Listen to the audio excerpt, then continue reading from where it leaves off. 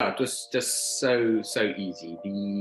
The amount of work and opportunities available, especially in Darwin, is just overwhelming. So there's really a lot of work and opportunity. So it's definitely it's too easy. And the way we transitioned into the society here, it was so easy to fit in and get everything sorted out and settling in at work and getting to know people and making friends. It would be really difficult to go back now, just realizing what quality of life we have here, the opportunities that we have here. I'm Dr. Shamini Tablanche, ex-corporate and academical turned CEO and board member of several companies and mother of 4 little extraordinary kids. But it wasn't that long ago that I lacked the confidence, the know-how, and the time to focus on designing and really going after the life that I so wanted to live. A life of freedom, of fairness, and of being fair dinkum to who I really was and what I wanted to get out of this fleeting time that we have on Mother Earth. Fast forward to many lessons learned and moving halfway around the world to the most amazing country, you'll see the life that I now live. One that gives me more safety and freedom than I ever thought would be possible, and that really only existed as a daydream while I was living in South Africa. I created Shamini TV to give you true spot advice on how you can also live a life in this amazing country, and so that you can see how another couple like us now live in Australia with 4 little kids here in Down Under. And I'll be providing you with step-by-step strategies so that you can make your Aussie dream a reality too. If you're a keen future Aussie who's looking to create a life that excites you and offers you safety, freedom, and opportunity, you have come to the right place, my friend. Welcome aboard.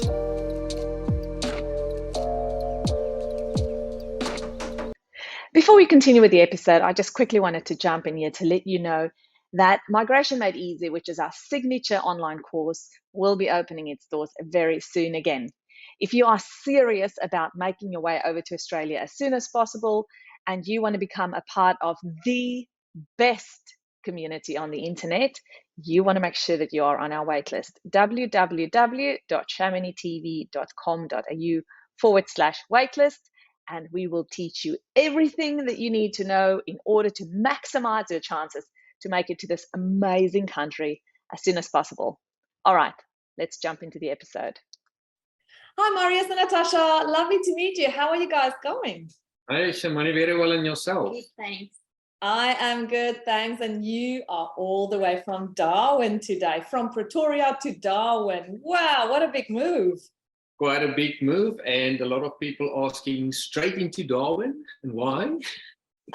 So, straight into Darwin, why? Please tell us. Yeah, so I think we've got everything happened quite quickly and easily for us, with maybe a bit of longer term planning, with everyone having went through the whole COVID thing, so changed everything quite a bit. But our initial plans moved from 2019, more or less, when we actually decided it's time to make a move. So we went to New Zealand end of 2019 December for a look and feel holiday. And just before that, went to a few seminars, that immigration seminars, and everyone told us much easier to New Zealand, and Australia is basically impossible at the moment. So we went and did the New Zealand thing, and sort of in concept decide, okay, we think it's gonna work. We can do it. And in concept made a decision, and then smash bang came COVID, and everything changed and stopped for quite a while. And then basically put everything on ice. And then when the borders started opening up, it was totally the different way around, with New Zealand totally closed, and opportunities opening up in Australia. So we considered it. But at that stage, quite a few things happened. On Natasha's side, she continued to do she's a vet. So she continued to do a community service here. When was that? 2020, I think. 2020. 21. 21. Yeah, 2020 to 21. Yeah. Mm. And so the plan was initially not to do it and to go straight to New Zealand, because we're not required to do our community service here to work in another country, but in South Africa you do need it. So the plan was to go without doing it, and then decided, obviously with COVID, to do the community service here in South Africa, and then decide to go, which is what happened. So during my community service here, I applied for work, and yes, happened really quickly. Within a month, I think I had an interview, and yes, Darwin was one of the places we could go. I think Perth was also an option, Brisbane as well. And we kind of decided, well, Darwin seems like a good choice for some reason. And yes, it turned out good. Okay, so that was a month, you said, since applying until you came. Is that right? No, so applied for work, and then a month later had an interview, got the job almost kind of immediately. And then we had to wait for me to finish my community service here. And the reason for that is I needed the work experience for my visa. And so we waited, that was end of September, and we waited until January to lodge our visa. And then 2 weeks later, we had the visa. So from lodgement, 2 weeks, we had a visa. Well, that was a temporary 482 visa. Wow, how fast was that? yeah, that was mid-January that we applied, launched the application, we got it end of January. And then we sort of, in the back of our minds, planned everything according to that, and with the idea she basically finished her community year end of February. So we gave ourselves a month after that and said, okay, end of March, April, more or less. And it worked out quite well. So when the visa came through, everything was more or less planned, and we were ready, and we left South Africa end of March. On the 482? On the 482, yeah. Okay, and what visa are you on at the moment? Is it still the 482? No, so we basically came then with the 482 for 4 years. It was the medium term. And then not long after, we've basically started settling and getting a feel for living in Australia. We absolutely thought about, okay, but what's the longer term? Shouldn't we start thinking beyond the 4 years? Because 4 years actually can go past quickly. And we sort of always a step ahead, and we started thinking, shouldn't we, what is our plan? What is the route towards PR? And we, both of us just lodged a EOI for, I think it was the 190 state sponsorship for Northern Territory, WA and Queensland. And knowing how difficult it is to get a 189 in, right? We said, let's just put it in for in case. Yeah. I think we were actually hoping that Marius would get it because he has more work experience. So at the end, he had more points than me. And I remember phoning him and saying, so I'm busy with this ELI, and he's sitting at work and I'm sitting at home my day off. And let me just put in an ELI. And I said, well, should I do this 189 as well? And he said, well, probably not, because you don't have enough points. And I said, well, I'm just going to do it anyway. And I think it was a month later that I got an invitation on mine. So how many points did you have when you lodged? 65. And how many would you have, Marius? Did you have? I had 75. Was it an 85? 75 or 80. That wasn't 85. I think 75 or 80. And then they contacted you, Natasha, to say you are invited. Yep. Yes. But you also submitted, Marius? I also submitted, yes. at the same time? Same time, actually before her. Yes, before me. So Wow. we assume that the veterinary shortage is what pushed it through. So yeah, Awesome. we don't complain, and for change, I'm just following. So which state nomination came through? So we didn't get a state, we got the 189. Oh, Independent. sorry, so yeah, okay, wow, that's amazing. So now you're permanent residents. So yes, that was end of August. We got the invite. Then I submitted, I think the same day I filled out the entire application. I got someone to review it the same week, like a lawyer, just to check our documents, and we submitted it. And she did let us know that one of the documents might be a problem, which was my police clearance. It didn't have my maiden name on it, so it's maiden surname. And so we immediately applied for a new one as well. And that took about 6 weeks. So I got extension. I think I received an email to say that they do need that document. And we got 28 days to submit the new police clearance. And I think the day before, I think it was on the 27th day that we received it, sent it in. And yes, it's how long after that?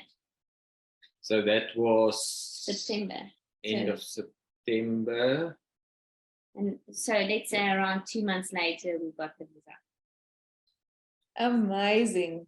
Yeah, so we were lucky that all our documents was still valid at the time of application. So the police clearance, sort of. It was valid, but just wrong. Just wrong. The medicals, they actually just required us to do an additional HIV test. So it was a small additional medical exam.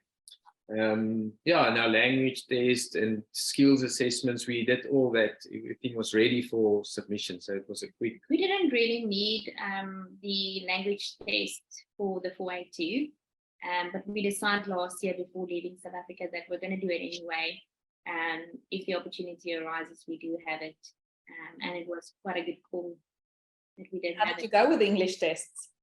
Pretty good. All good, better than we expected. Did you practice before, or did you just like, oh, we're just going to wing it? We did a few of that practice and that app with all the exercises. But not too many of those, more the YouTube channels that's available. Yeah. We watched a few of the YouTube channels, and I don't think too much practicing. No, we were quite busy at the time, so we tried and watched a few videos, but didn't really get to. I think what we did the least was the writing exercises, and that caught up with us. So that was the most difficult, but still not too bad. So luckily, first time we both got.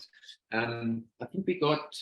What was the? Who did the best, Natasha or Marius? We actually got the same. The same, different in the different sections, but yes, I listened the best. So. Well done, you've practiced at home, I'm sure. Marius, does she listen well to you? Not at home. Oh, that's funny. Yeah. That's great. Okay, so you had that in your pocket already, knowing that if you needed it, you already would have that. So that's great. That's really well done. Okay, so you moved over to Darwin. Why did you apply for jobs everywhere, Natasha? Like, where did you specifically aim for? Or we didn't really aim for a specific place. I think we always said we might want to go to Queensland. And then when I started looking at work, Darwin came up quite quickly. There was also a job interview in Perth. But I was working with VetLink, which is a veterinary recruitment company. And the woman I was working with, she knew the people I was working for now. And she said, well, they're really looking for someone.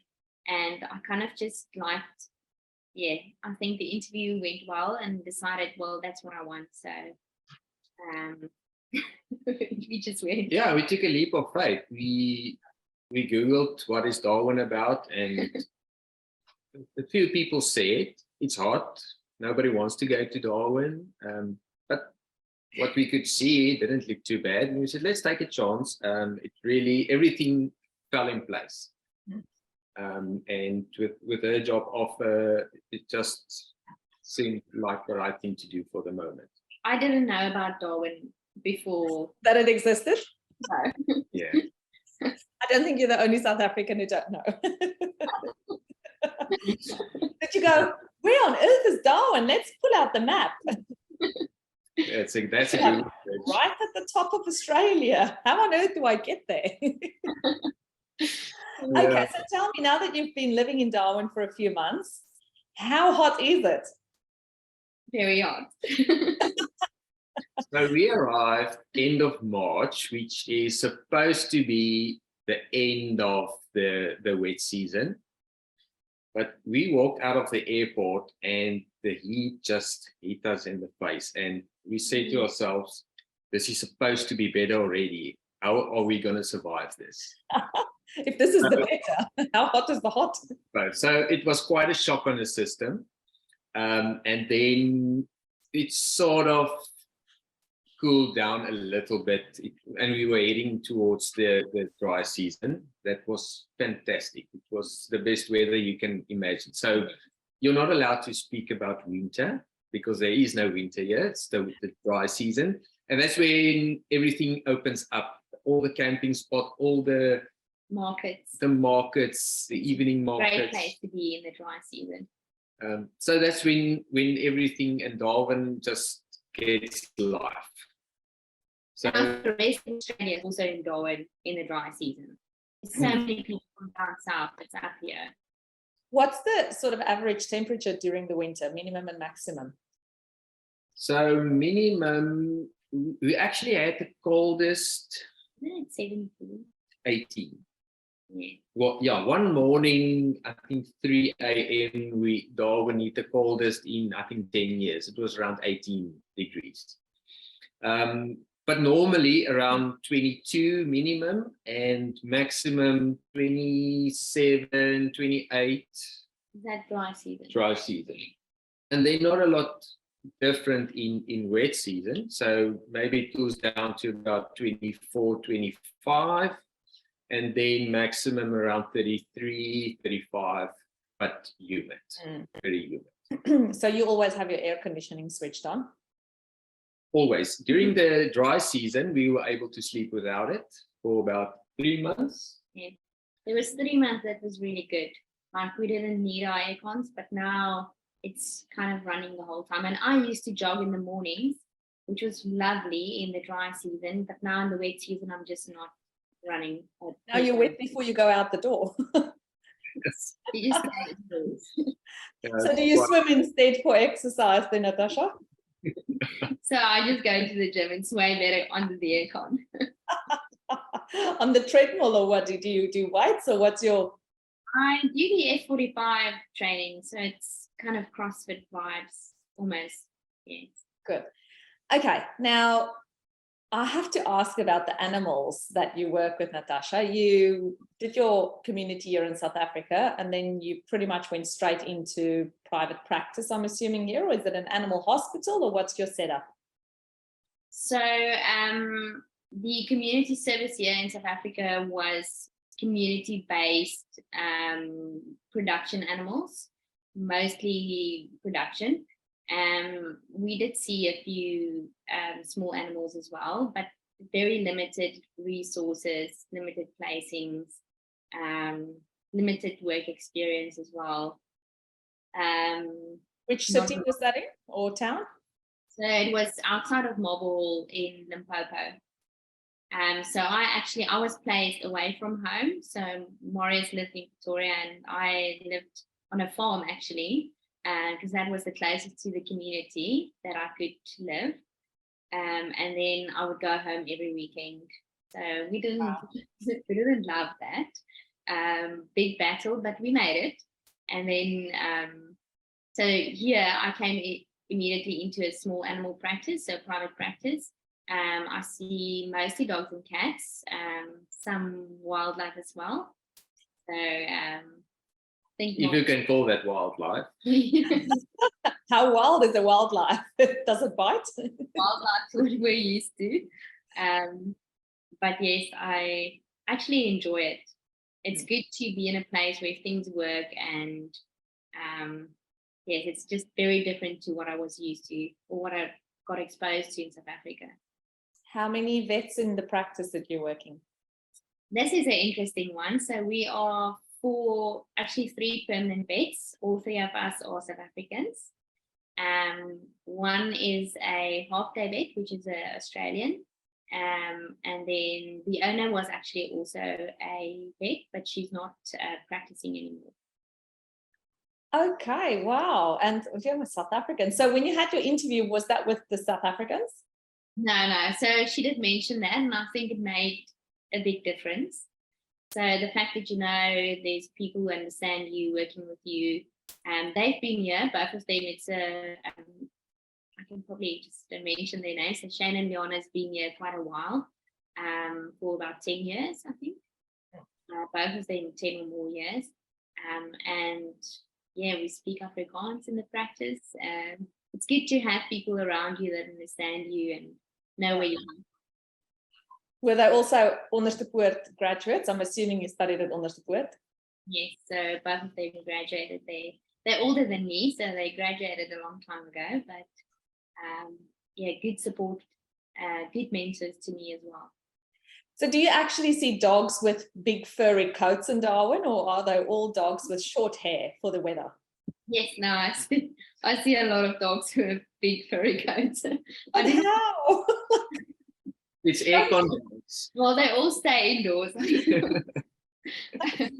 Huskies, like surely Yeah. no huskies. I Really? see huskies, yes. So I would imagine a Great Dane, or one of the racing dog, those kind of dogs, the short hair, or fox terriers. But yeah. you get everything up here. Okay. And Marius, tell us a little bit about your job. What do you do? So I'm an electrical engineer, and for the past 10 years, I had my own business, my own company. So I had a small consulting firm, and I did my own thing. So that was quite a big challenge for me, knowing that making a move like this, even though there's possibilities to do it again, I'll definitely have to get back into the system and understand how everything works. So I knew I had to get back into the corporate environment. But I said, I think there should be enough opportunity. So I'm not going to try and get anything from South Africa. Let's get here, and I'm going to take a month or 2 sabbatical and get all our admin sorted out and find a house and a car. And I know there's a lot of things to do. So that's what I did for the first month. And then at some stage, well, it was so easy to get everything sorted. You mean you didn't have to wait for days in a queue at Home Affairs to get, Go to the licensing office to convert your license, and half an hour later, we walk out, both sorted. A week later, we received our licenses in the mail. Wow.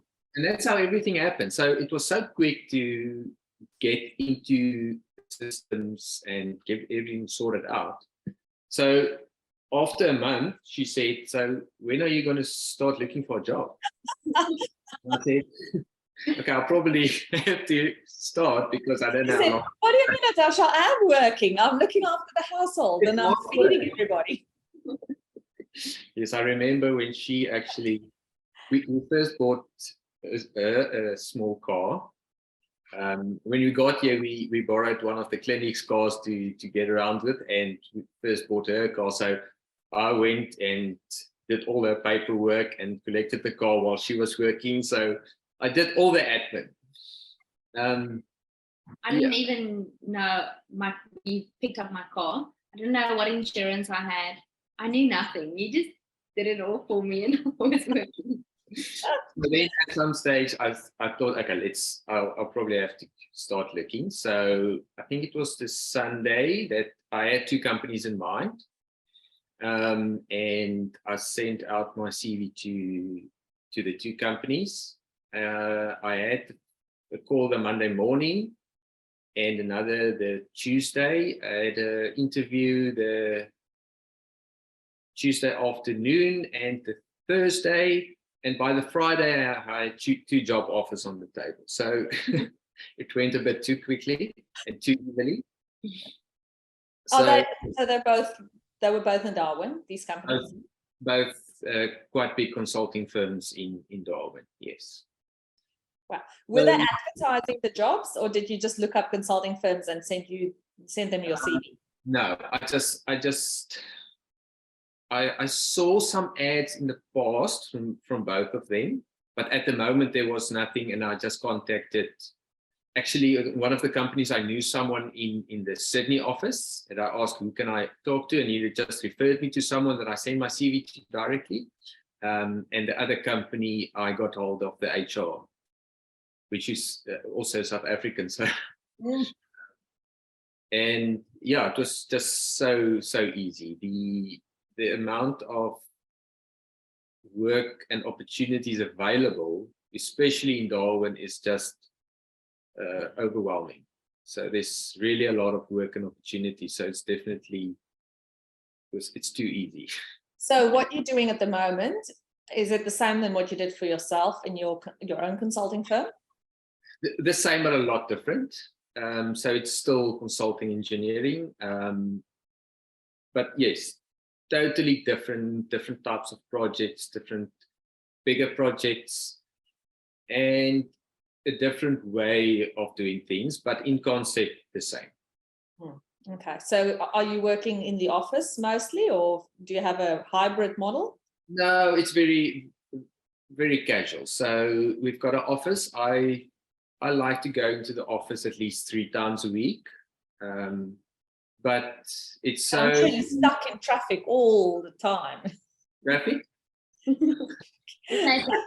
What's traffic in Darwin? Traffic in Darwin. It's a city, but there's no traffic. No, absolutely. If it's peak traffic, you might stop for a second time at the traffic light.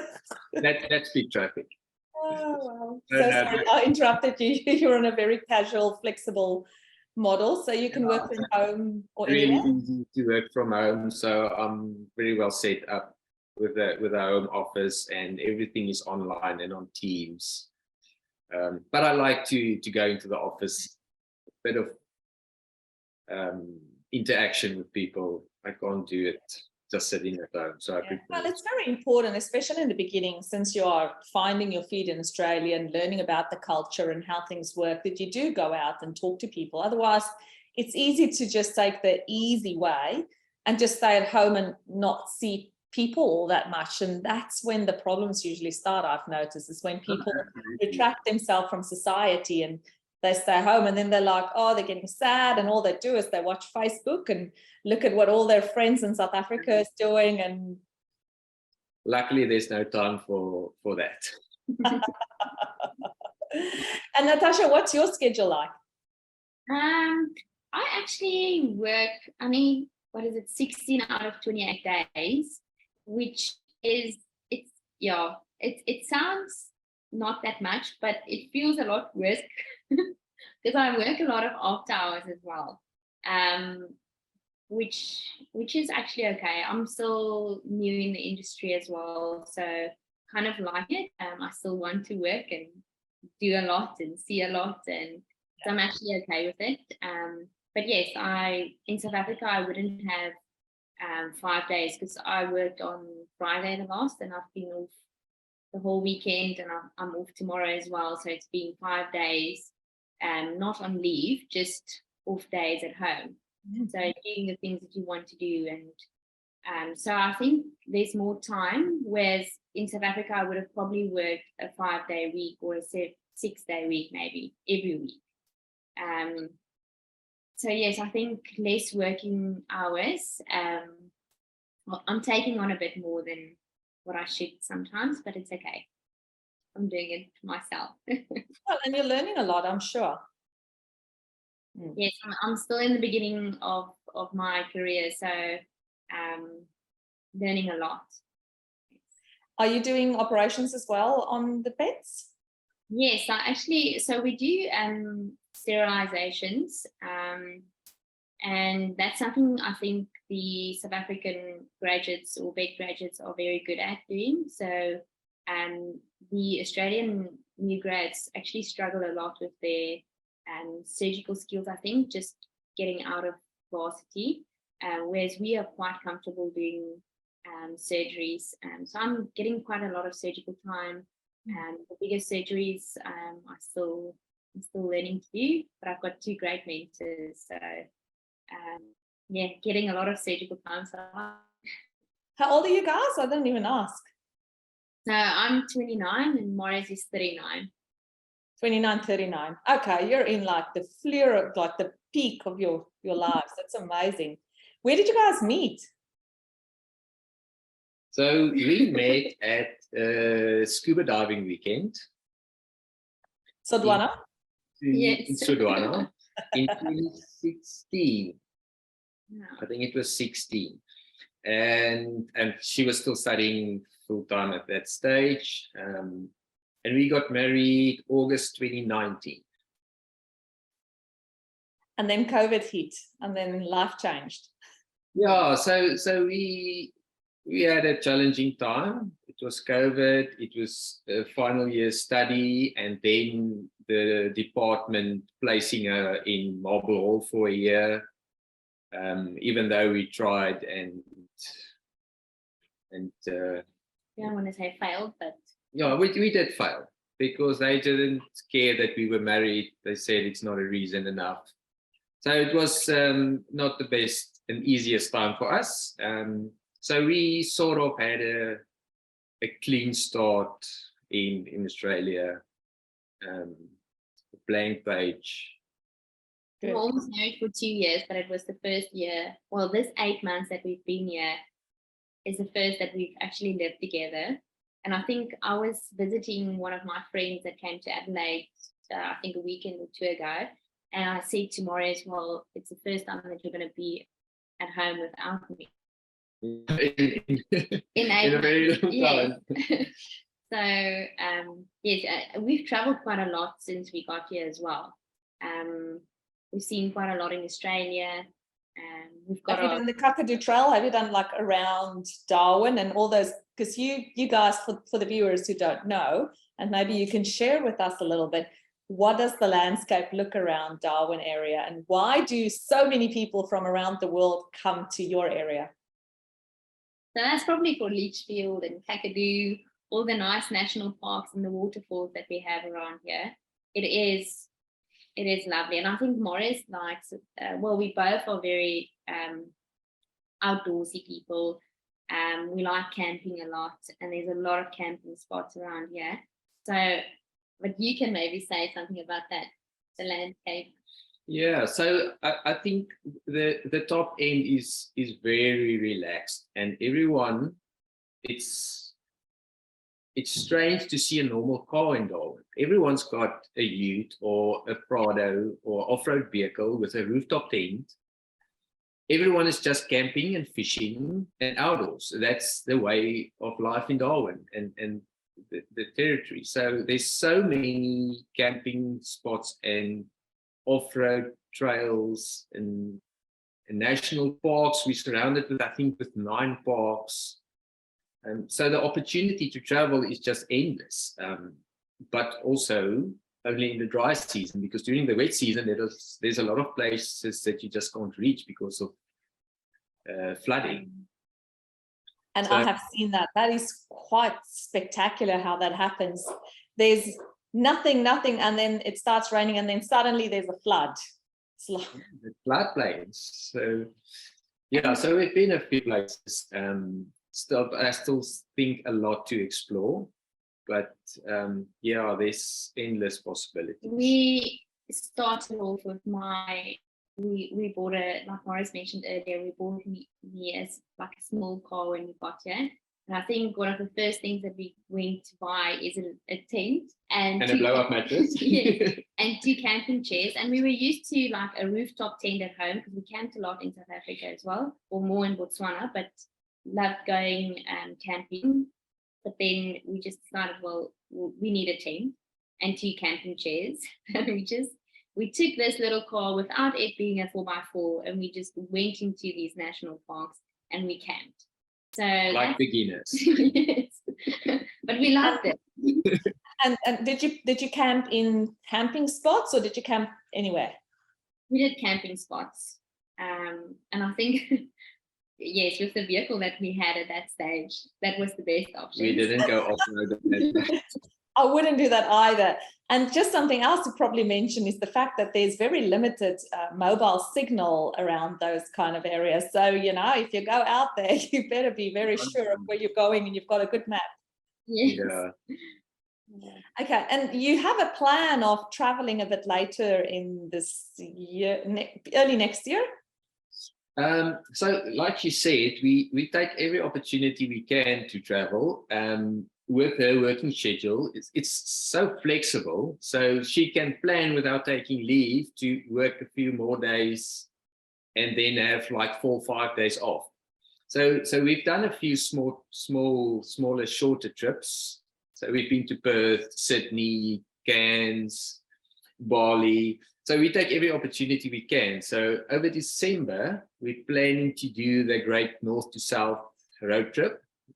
So we're taking the Stewart Highway south by Alice Springs and then Adelaide. to Adelaide, but also Uluru. We're going to just check out Kings Canyon and Uluru. Probably have to see the Big Rock at some stage once in your life. And So, we might just add how many kilometers that kind of trip looks like, because I'm not sure everybody will know how far we're talking about here. just over 7,000 k's. You know, small distance, nothing We've big. learned that in Australia, long distance is a bit different than we think long distance is. So to quickly do 1,500 k's is nothing. Exactly. Yeah, no, we'll just do it for the weekend kind of thing. Family Australians that does the round trip of Australia, and we've got a caravan park next to our clinic, and in the dry season, well, you see a lot of them doing it now as well, but more in the dry season, people come past Darwin on their way around Australia, and it's just like young families, older people, like anyone, just packed up their lives, 6 months or a year, and they're just traveling around Australia. And I think that would be one of the things that we also want to do. One day it will happen. Yes. Yeah, it's called the Australian Dream, and we were privileged to be able to do that as a family. We did that a year and a half to almost 2 years ago now. We took 4 months off and traveled around Australia. As I took off, well, basically I was able to still continue working on the road, which is great because I've got, you know, I can work from anywhere. And my husband had long service leave, Carl. So we literally took our 4 little kids in a motorhome and we traveled right around. I think it's about 16,000 kilometers that we did, which meant that we drove pretty much, it feels like all the time. It's a lot of driving. It means it comes down to about 3 hours every second day. So you got to keep going, for, you know, that's more or less. But if you stop for a while, like we stopped in Cairns for 10 days, then obviously the other days you got to drive more to make up for the times that you do stop. But yes, it's incredible to see it, but you've got to plan it well, because you've got to make sure that you come through the Northern Territory where you guys are during the dry season and not the season. Otherwise you get stuck. It's the busiest time, but it's still okay. Yeah, it's very busy, like but it's the only time we some of can. the nice spots can become very busy during that time. We can see where people just starting to leave, new to the waterfalls and the water holes that we go and swim in weekends, and they were a bit less crowded. So it can become really crowded during the dry season. Yeah, you can't think, where does all these people come from? Because initially when we arrived in March, we walked in Darwin city. There was no one. All the shops are closed. There's no people around you. You think, are we in a ghost town? And then a month or two later, it's totally different. It's just... It's like the Natalers when the Joburgers go on holiday and then suddenly there's like this flood of Transvaalers. It's like, hey. Yeah, same thing. All right, guys. So tell me, what has been the best thing so far for you about living in Australia? So I like it. The safety, I think, is a big thing for me. I used to drive out of our estate in Pretoria, as me and Marius would call it, our little bubble that we lived in there. And I needed to look down, lock my door, look around, who's where. So a lot of the safety things that was an issue there for me is not here anymore, and trying to look more at the positives here, but just driving around here, not worrying about your car. I jog in the mornings at 5 around our golf course next to us. It's dark. I don't feel threatened. I get called out at 12 o'clock at night, and Marius can still sleep and I can go out, which is, it's okay for me to do that. So safety wise, I think that's a big win for me. I don't know if you. There's so many small things to mention, but I think the biggest thing is the safety. And what we've been through the last year is every Monday morning and Friday afternoon, she drives 2 hours from Pretoria to Marble Hall through townships. So just that stress I had to make sure that she comes and goes safely and traveling on the road, that's a major. And you don't even think about it. We were out in town on her year-end function last Friday, Saturday. Went to town afterwards, walked through mid-city, 12:01 at night. And the last thing you think about is someone threatening me. And it's the last thing in your mind. So I think that's the biggest thing. And then all the small things that I still get amazed each and every day. I drive around, just thinking about how much this is much better, cleaner. Everything's working. Stopping at traffic lights, it's neat, clean, nobody around you, threatening or begging. The police station, going to certify a document, what a pleasure it is. I was dumbstruck. I was welcomed, greeted with a friendly face. Can I make you another color copy with the back and front of your license on the same page? Wow. Why would you do that? I remember we moved as well, and I had a license with my previous address on it, and I needed to renew it. And I just went to the MVR and I walked in and I said, well, I need to renew this. And the guy said, this is your details. It took me 10 minutes, he said, and it will be mailed to you in the next week. And I got my new license in the mail. The mailing system is a big thing for us. Australia Post is the best. We get so excited about telling people about the mailing system. And the other morning I went out and the postman had a nice conversation with me. His wife's also a vet, and we had good chats. And so it's just, things work here. And I always tell Marius, without rules being enforced, it's like people just follow the rules. Just happens. And it works. I think that's why it works. There's rules here. People respect it. Yeah. And the way we transitioned into the society here, it was so easy to fit in and get everything sorted out and settling in at work and getting to know people and making friends. It was effortless. So we expected it's not going to be easy. Everyone told us, you must know this. It's going to be difficult. You're going to have down days, and it's really going to be difficult at some stages. To date, I expected to have a wife in tears every night for the first few months. I can't remember, or don't even think it already happened. Wow. It's just so easy, and we're adapting so well and making this our new life. So without thinking about it and making an effort, the way we've gone through this past few months is just a natural. I think you realize the quality of life that you have here compared to South Africa. And me and Marius, we came from a place, and that's the bubble I talked about earlier. We were very comfortable where we were. We lived in an estate in Pretoria. He had his own business. We saw our parents quite often. We had a lot of friends there.